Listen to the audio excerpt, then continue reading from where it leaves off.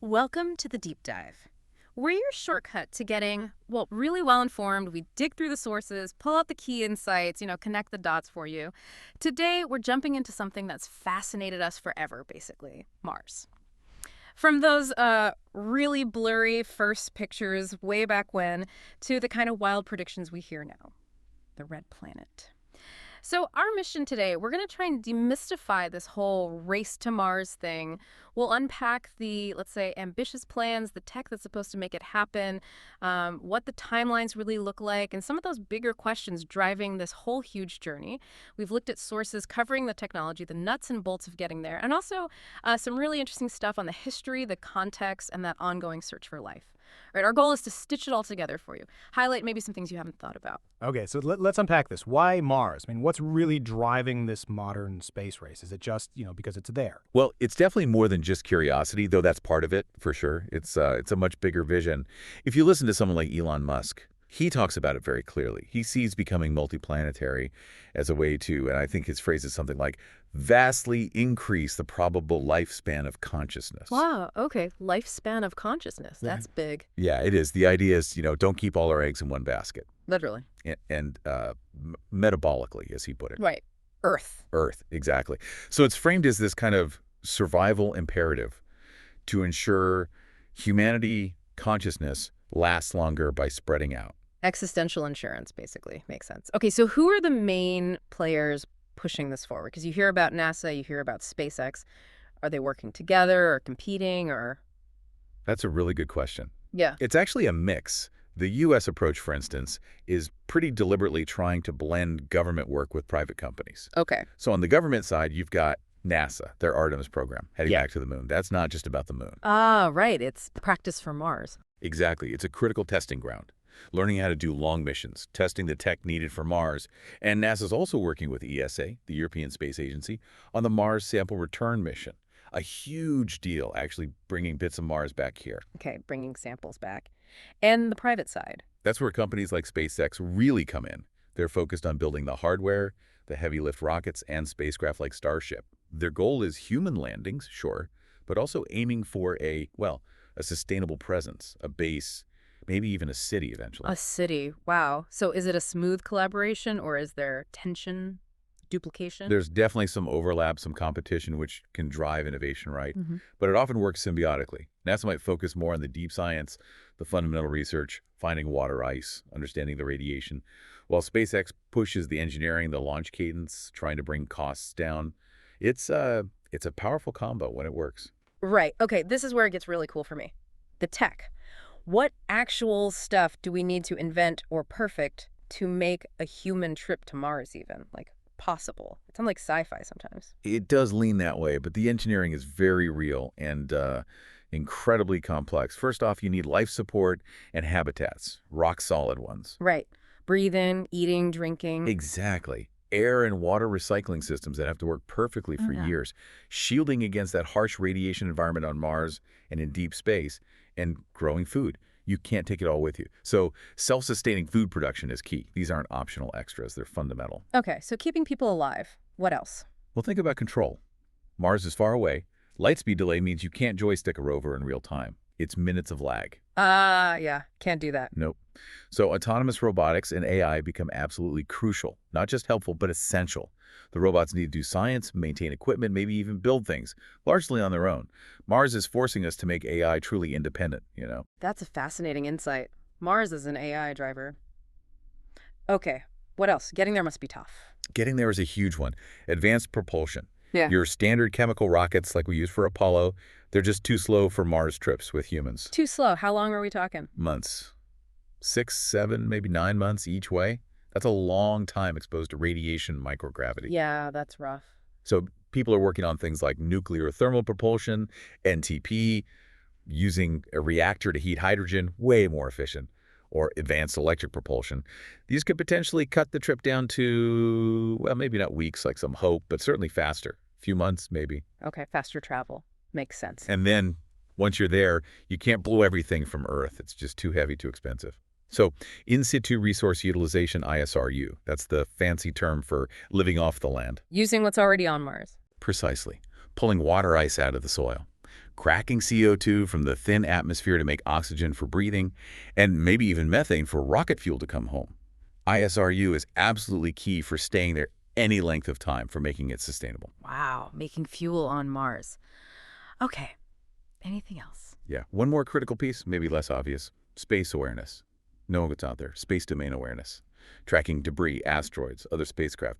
It's vital for safe navigation, especially on long journeys. The Space Force is really focused on this. Programs like DARC, this advanced radar system, are about building that cosmic traffic control system. Okay, that's a huge list. Life support, AI robots, faster rockets, living off the land, tracking everything. What's the weak link? What keeps engineers up at night? That's a tough one. All these systems have to work and work together flawlessly. But honestly, often the biggest unknown, the most fragile part, it's the humans. Yeah, how the human body really reacts to years in deep space. The radiation dose over that time, the psychological stress of isolation, then adapting to Martian gravity after microgravity. We can test machines, but the long-term human response, that's still got some big question marks. That's sobering. Okay, so we have the tech challenges, the human challenges. Let's talk timelines. We hear these incredibly ambitious goals, especially from, say, SpaceX. To really ground this, let's bring in someone with deep NASA experience. Jim Green, former head of planetary science, his perspective seems really valuable here. Musk talks about uncrewed ships in a couple of years, crew in 4, a city in 20. How does that stack up against, Green's experience and the history of Mars exploration? Is Musk just being optimistic, or? Green definitely provides that grounding, that historical perspective. And yeah, he's quite direct about the timelines. He takes us back, reminds us it started with Mariner 4 in 64. Just these fuzzy, blurry pictures. A first glimpse, then Mariner 9 in 71, orbiting, showing us mountains, canyons, an Earth-like place in some ways. Then the Viking landers in 76. Amazing machines. They analyzed the soil, sent back those iconic images. But Green points out they landed in maybe the worst place to find life, like dropping into the middle of the Sahara and expecting lush jungle. Ah, okay. So our early searches were maybe looking in the wrong spots. Possibly. Or at least not the most promising spots we know about now. It shows how much our understanding has changed, how targeted we need to be now. Then came Mars Odyssey in 2001, finding hints of subsurface water ice. Huge. The Opportunity rover, starting in 2004, found hematite blueberries, clear signs of past water. It just kept going, 28 miles over 14 years. Incredible mission. Truly. And Curiosity, landing in 2012, found the chemical building blocks for life: carbon, nitrogen, oxygen, phosphorus, sulfur, CHNOPS they call it. This led Green and others to conclude Mars must have been habitable way back when. Habitable in the past, but what about now? That's where Green gets really compelling. He strongly believes we should be looking for extant life, life that's there today. Wow. Really? Yeah. He said, Mars is the place that I think we will answer the question, are we alone? He thinks it's likely microbial, probably hiding in underground water, aquifers maybe. His conviction was pretty striking. He said, I think there is, today. Coming from a former head of NASA planetary science, that carries weight. It absolutely does. Life on Mars, today. Okay. Did he talk about making Mars more habitable, terraforming? He did. He's done theoretical work on it. The first big step, he explained, isn't making it Earth-like overnight. It's much more practical, just increasing the atmospheric pressure. It's currently super thin, like 6 millibars. Earth is about 1,000.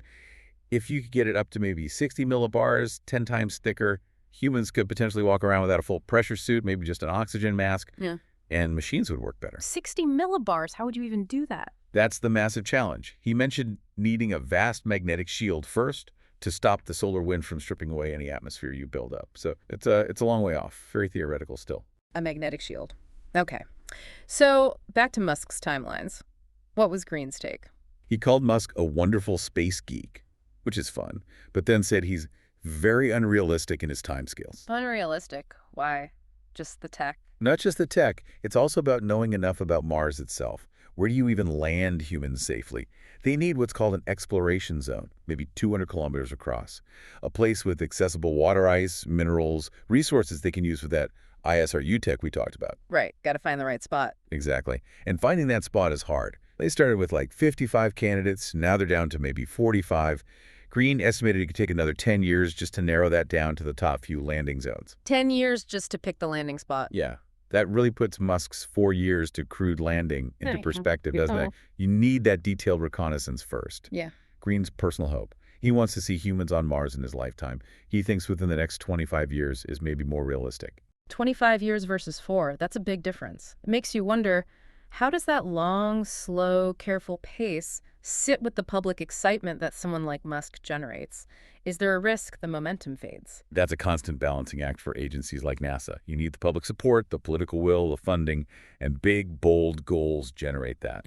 But you absolutely cannot rush when human lives are involved in something this complex and dangerous. The key is probably continuous progress.